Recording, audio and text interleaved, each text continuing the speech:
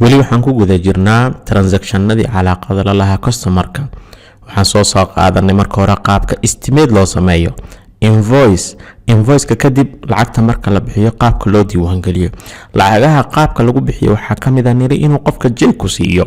jeegana waxaan niri markii aad diiwaan gelinayso haddaad isla markaa aadan geynaynin bangiga waxaan soo qaadanay in uu jiro xisaab and deposit la dhaho oo lagu diiwaan geliyo kadibna markii jeegaga la aruuriyo hal mar la deposit gareeyo.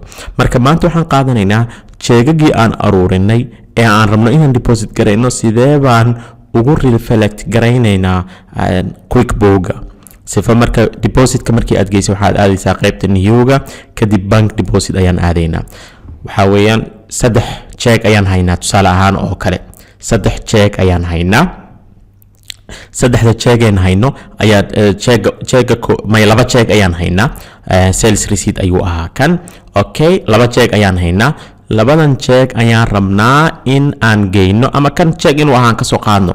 okay 3 jeeg aan sida ku haynaa. okay 3dan jeeg ee aan hayno ayaan rabnaa in aan lacagta bangiga geyno. marka waxaad dooranaysaa lacagta meeshii aad geynaysay. waxaan leenahay lacagta waxaan rabnaa Salaama Bank inaan geyno dhammaan waan dooranaynaa.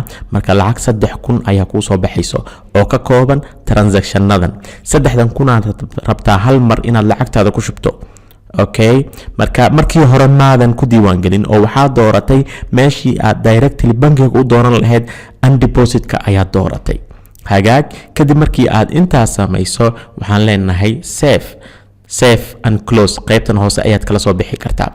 okay save and new aan dhaho kadibna aan iska xiro baashan yara idhabaysa aniga. okay now waan diiwaan gelinay.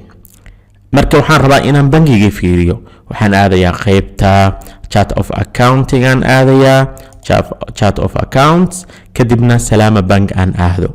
Salaama Bank ayaan aadayaa. waxaan leeyahay marka historyga inaan fiiriyo ayaan rabaa.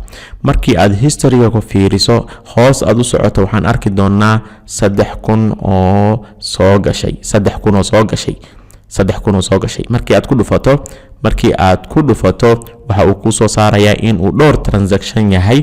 edit markii aad dhahdana waxa ku soo baxayo dhammaan transactionadii calaaqada la lahaa transactionkaas depositka aad ku samaysay bangiga.